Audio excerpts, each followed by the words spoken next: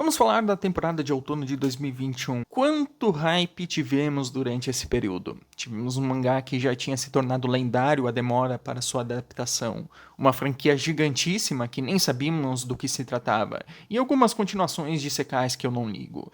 Então, hoje vou discutir brevemente minhas opiniões finais sobre os títulos que eu assisti. Não vou falar de sequências, até porque as únicas que eu acompanhei foram Shiroi Suna no Wakatopi, que permaneço com a mesma posição do vídeo que eu fiz anteriormente, e Shaman King, que toda vez que lança faz com que minhas horas de sono aumentem naquele dia. Eu não assisti absolutamente tudo que foi lançado, por não ter interesse, apesar de que os únicos que acho relevante ressaltar são Reiki Monogatari, que eu dropei, e Osama King, que aparentemente recebeu um following enorme. Eu só não consegui me interessar porque já estava muito à frente durante a temporada, quando descobriram que ele existia. E também tem um preconceito com o design do rei. A animação é espetacular, no entanto. Quanto a Jojo, eu não sei se deveria falar dele agora ou depois. Abreviadamente, esses 12 primeiros episódios foram a melhor coisa que teve na temporada. Queria apenas que o humor de esgoto do Araki não tivesse voltado nessa parte. Tirando isso, continua muito bom. Anyways, vamos começar. Miruko-chan, um dos únicos animes que eu me sentia com a mínima obrigação de assistir no mesmo dia que lançava. Ele me lembra levemente o terror de mangás de Junji Ito. Claro que não tão elaborado quanto, mas tem aquele teor um pouco trash de pegar coisas que deveriam ser estúpidas e tentar torná-las assustadoras. Não me leve a mal, Junji Ito é muito mais criativo e ousado ao tentar tornar coisas como peixes e espirais em terror, só que Miruko-chan ainda tem o seu charme. Miruko-chan também é parcialmente comédia. A estrutura em si das historinhas meio que permanece essa. A Miko tem que fazer algo em público enquanto ignora ver os espíritos. É simples e efetivo em gerar tensão. Pelo menos o anime nota que eventualmente se tornaria repetitivo a piada da Miko confundir alguma coisa com um espírito. Miruko-chan aos poucos começa a ter um plot e alterar a sua fórmula. E ao contrário de muitos animes de terror, não parece jogar todas as fichas no plot e quebrar a cara ao revelar um plot twist horrível. O pior problema de Miruko-chan é a sensação de que algo está faltando. O primeiro e o último episódio são muito fracos. O primeiro é tão ruim que eu nem tinha entendido a proposta, não tinha comédia e o terror era fraquíssimo, o que provavelmente não seria tão problemático se o pacing não tivesse sido horrível também. Já no último episódio, nada acontece depois dos 4 primeiros minutos, a favor de iniciar um final aberto na esperança de segunda temporada. Algo que com certeza é pior no anime do que no mangá é o design dos espíritos. Você pode reparar que são infinitamente melhores e mais assustadores no mangá. No anime eles usam uns efeitos horríveis, como uma fumaça ao redor dos espíritos e a movimentação propositalmente travada. Por causa dessas decisões, isso faz com que os espíritos se mesclem uns aos outros. É óbvio que o mangá sempre iria ter os desenhos mais detalhados. Eu só não entendo porque propositalmente arruiná-los com efeitos baratos. A menos que tenha sido proposital para disfarçar o budget. Eu ainda assim gosto de ver o que vai ser criado para o próximo espírito. Eu só sabia que não iam me assustar devido a isso. O mais próximo de um susto foi a cena da criança com o balão, que após checar o painel respectivo, eu me pergunto se isso também não teria sido melhor no mangá.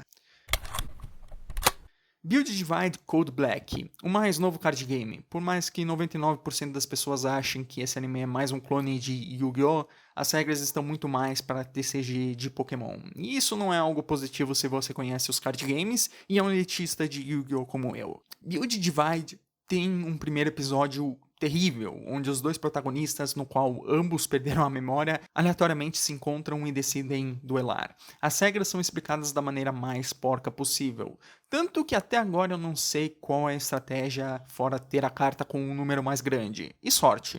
Muita sorte, já que estamos copiando regras de Pokémon. A péssima recepção que Build Divide tem se deve por maior parte por causa dessa introdução. Não que alguns problemas não se mantenham, o protagonista é tão Ed que dói, ninguém tem personalidade, exceto a garota com o cabelo laranja, a vilã e talvez o clone do Urahara. O plot até que possui algumas propriedades interessantes, como o mistério da cidade estar isolada enquanto tudo é decidido no Build Divide, enquanto todo mundo tem foco em derrotar o rei. A sensação de isolação provavelmente é a melhor coisa oferecida aqui. E sem dar spoilers, a identidade do rei é interessante e abre alguns conflitos. Build Divide parece uma série de ideias levemente originais que não são usadas em seu máximo potencial, pois algum executivo decidiu ofuscá-las a favor de fanservices idiotas, como o protagonista apelando em ser dark e tentáculos. Você ouviu direito. Isso daqui tem tentáculos. Aliás, bastante. Build Divide é mal executado a ponto de que você nem percebe essas boas ideias graças ao que está ao redor delas. A direção que ele está seguindo, no entanto, parece ser um pouco melhor. O fato da sequência já inverter o protagonista é um ótimo sinal, e eu espero que outros problemas sejam consertados também. Blue Period. Também conhecido como um anime onde humanos fazem caretas de reação bizarra. Inicialmente, Blue Period parece algo especial. Estamos falando de um delinquente que se apaixona por arte e decide investir nessa paixão. Uma história sobre a mudança no rumo da vida de alguém. Blue Period parece perfeito se fosse curto.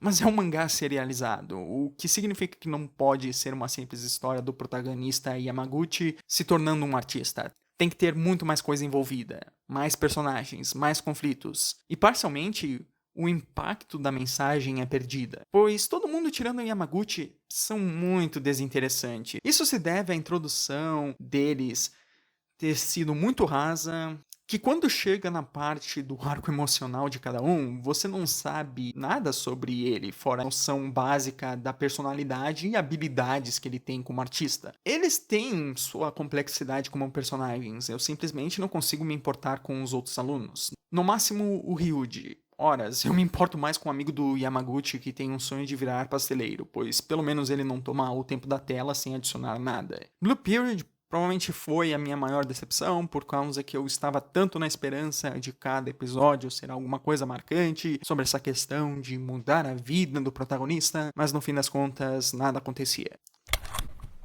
Tect OP Destiny.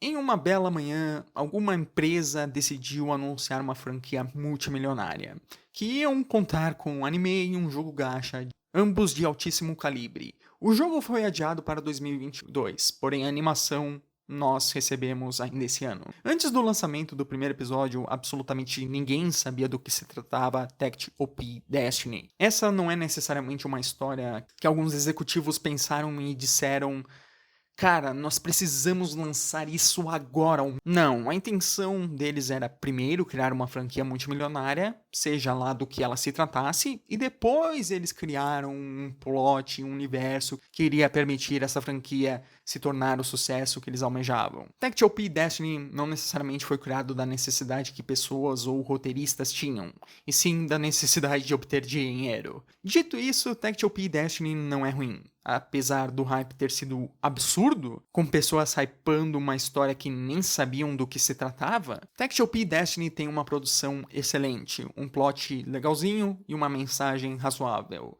o que é mais do que você pode dizer da maioria das produções hoje em dia.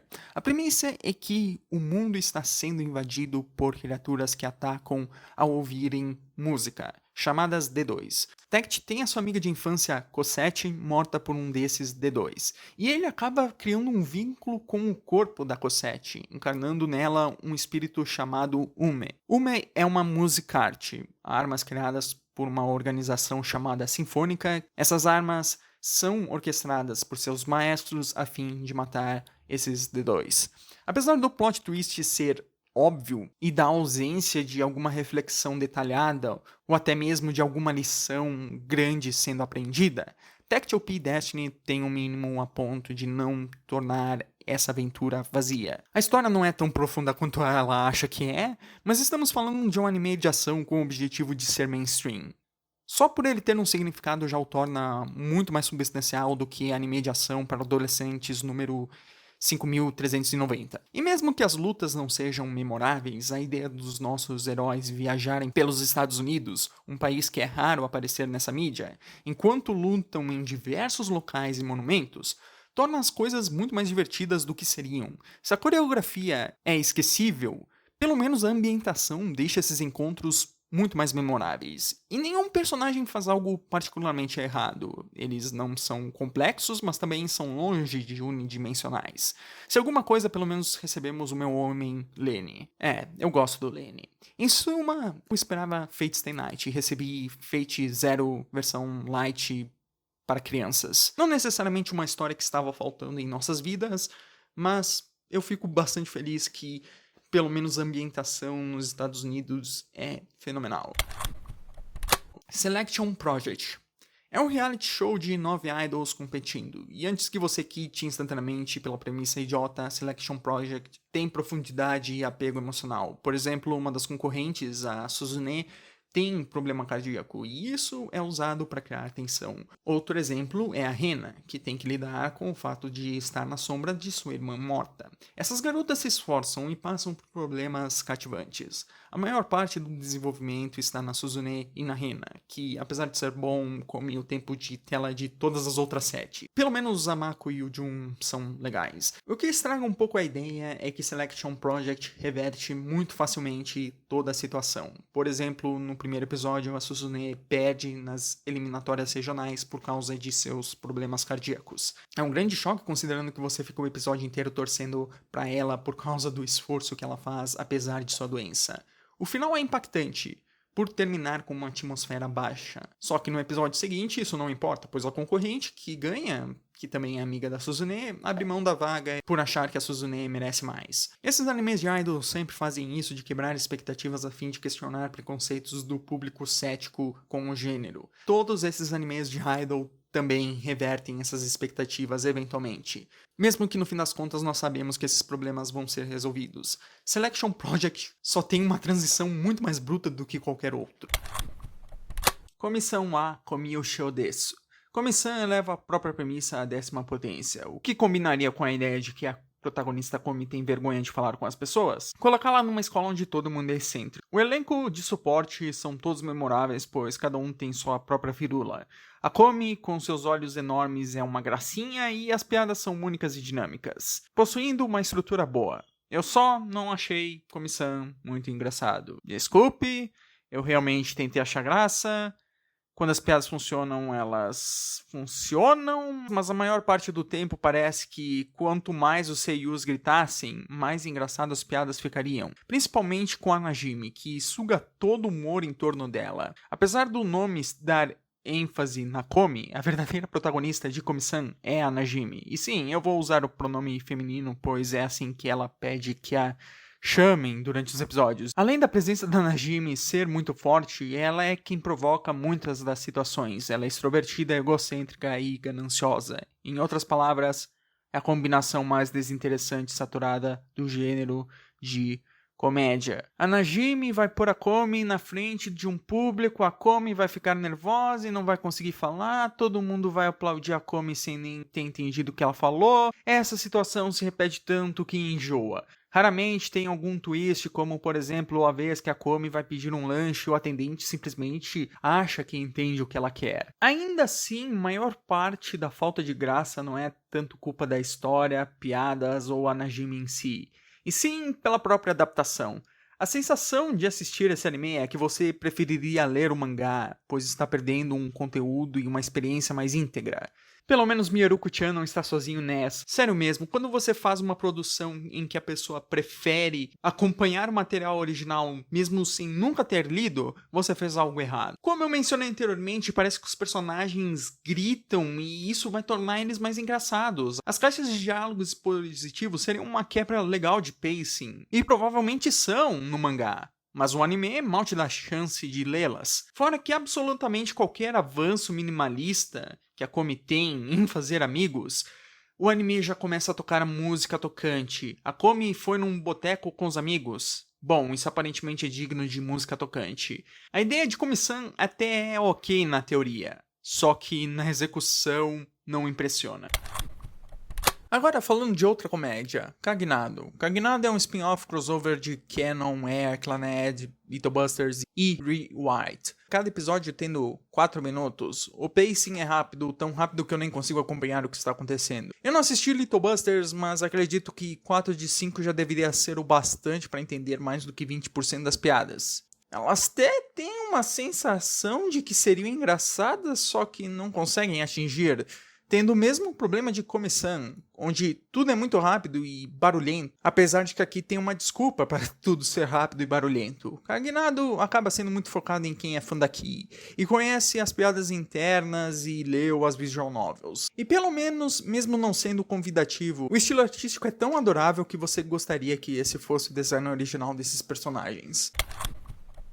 Ganbare Douki-chan é um outro short em que a nossa Douki-chan não consegue se confessar para o senpai que ela gosta, cujo nome é adequadamente senpai. A Douki sempre tenta agradar o nosso senpai, só que não consegue, sente vergonha, ou a rival amorosa dela com o nome também bem adequado de Kohai coloca ela numa situação desconfortável. Os episódios são tão sem sal e é tão desinteressante que mesmo se isso fosse um review completo, eu não teria mais o que falar do Sekai Saikou no Ansatsu Isekai Kizoku ni Tensei Suru, eu só assisti graças às 20 milhões de notificações do Facebook e de páginas que eu nem sigo, que eu fiquei com tanto saco do spam que eu decidi assisti-lo. Ah, e também tem a Marra como a waifu propaganda em questão. De fato, ela levemente me influenciou. Sekai Saikou é sobre o assassino Lugi, que reencarna num outro mundo tendo a missão de matar o herói. Incrivelmente, tem algumas coisas realmente boas aqui. Por exemplo, todo episódio tem a deusa entrevistando uma nova pessoa para reencarnar nesse Sekai, e vendo o resultado de como essas pessoas falharam ao viver nesse mundo. Essa é uma ideia legal. É bizarro cogitar que essas deusas de Sekais entrevistam um único ser humano e ninguém mais no mundo tem potencial. É uma boa reviravolta e eu assistiria uma série só dela. Você também tem alguns episódios com histórias e plots surpreendentemente sérios, como o episódio da Marra, que ela e as amigas órfãs dela se esforçam em ser independentes. São presas de sua liberdade e eventualmente são todas estupradas, tirando a Marra, pois ela tem que ficar pura para fazer parte do harém. Essas são ideias fortes. É uma pena que essa e outras histórias perdem qualquer tensão a partir do momento que o protagonista Lugi entra nelas. O problema morre instantaneamente e qualquer mensagem não existe mais, pois a conclusão é artificial. O Lugi é o homem mais privilegiado e dotado que você poderia imaginar. Ele é um gênio em tudo que faz, até mesmo em culinária e venda de cosméticos por algum motivo. Ele consegue manipular o seu harém mesmo elas sabendo que estão sendo manipuladas.